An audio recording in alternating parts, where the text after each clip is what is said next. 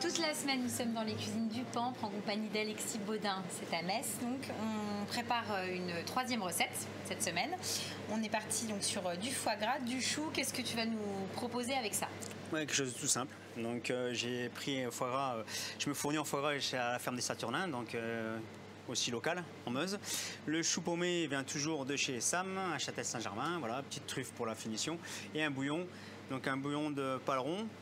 J'ai fait cuire pendant longtemps, qui a été clarifié, et dedans je vais mettre des copeaux de katsu bishi, pardon, qui sont de la bonite séchée japonaise. Ça marche. Voilà.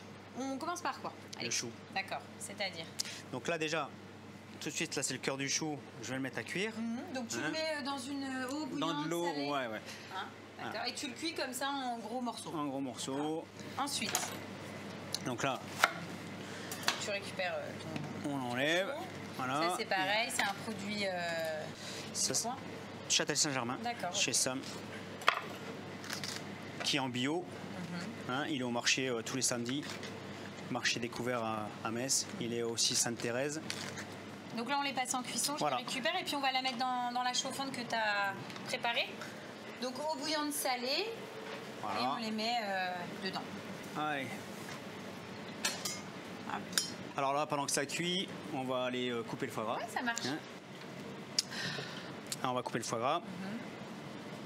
Donc ça, c'est un produit pareil, du coin. Voilà. Produit local qui est de Meuse, qui vient de Meuse. Bon, il y a plusieurs producteurs de foie gras. Et pourquoi tu as choisi celui-ci? Parce que c'est celui-là qui a voulu travailler avec moi. Après, c'est compliqué. C'est pareil, c'est sportif. Le travail avec des producteurs locaux et il y en a qui font du foie gras. Voilà, autant de quantité pour un restaurant, par exemple. C'est ça la difficulté, entre guillemets, parfois à travailler avec des producteurs. Oui, tout à fait. Parce qu'ils ont des clients, des particuliers, et avec les particuliers, ça leur suffit des fois. Donc on rentre en tant que restaurant, et puis ils ont peur aussi des restaurateurs qui négocient les prix et tout. Mais moi, je négocie aucun prix. Donc, parce que tu estimes qu'on est sur un tarif qui est juste. Le tarif est juste, et puis même après, suivant le prix, c'est moi qui facturerai à la carte le retour, quoi. Bien sûr, il faut qu'on s'y retrouve, il faut qu'eux s'y retrouvent, la qualité, et que moi j'y retrouve. Ah, c'est du foie gras, il est top. Alors là, on va le faire à la vapeur, on verra pas, mais par contre, si je le poêle, j'ai aucune fonte, quoi. Le foie gras, il reste comme il est. J'aurai juste un petit peu de fonte. Pas comme les foie gras qui sont, les foie gras qu'on peut trouver dans les grandes surfaces, qui sont où vous le mettez et on retrouve la moitié en mettant en graisse. Voilà. Alors à savoir que le foie gras poêlé ou le foie gras qu'on va faire à la vapeur, c'est pas du foie gras événé, c'est du foie gras où il y a les veines encore. Le foie gras événé, donc même nous, quand on fait le foie gras, on l'évène nous-mêmes, mais le foie gras événé, il tient pas parce que c'est un foie gras qui a été événé à chaud, et en fin de compte, après quand on va le poêler ou faire à la vapeur, il va partir en compote. D'accord, ok. Là, il garde sa structure. Par contre, il y a les nerfs dedans. Donc, et ça sera pas gênant à la dégustation? Non, parce qu'on enlève la plus grosse partie comme ça à la main. Et que c'est un bon produit, donc ça sera pas gênant. Voilà.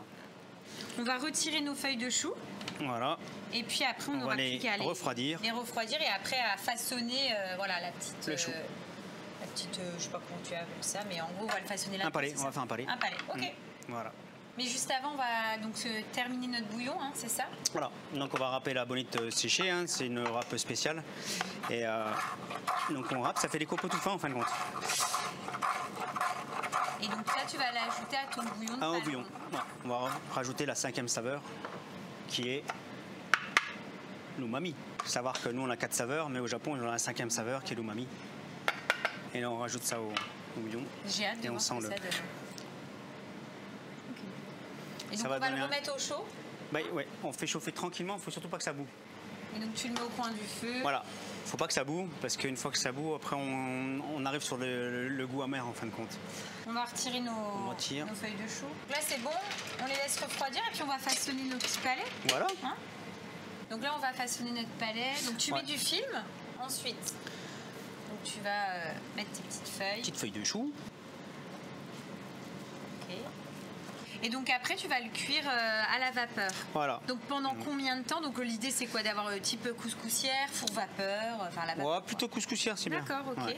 Et tu vas le cuire pendant combien de temps? 5-6 minutes. D'accord, donc 5-6 minutes. Voilà. Et après, on n'a plus qu'à dresser. En gros, c'est ça, parce que le bouillon est prêt. Bouillon, le palais sera cuit. On va quand même ressortir le chou qui cuit depuis tout à l'heure, le blanc du chou, parce qu'on récupère tout en fin de compte. J'ai salé en dessous et là je ressale au-dessus. D'accord. Tu assaisonnes un petit coup. Et ensuite, tu fermes et on a le palais qui est prêt.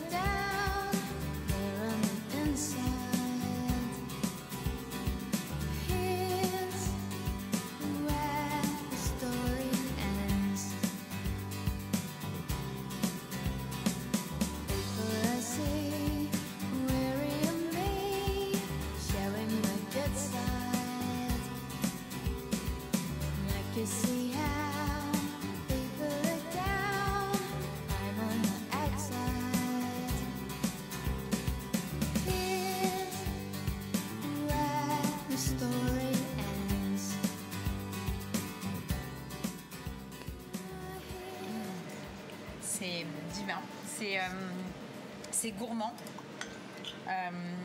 c'est plein de saveurs, c'est excellent. Le chou, un bijou, le foie gras est là vraiment pour nourrir et apporter et sublimer le plat. Puis avec ta truffe comme ça et le bouillon.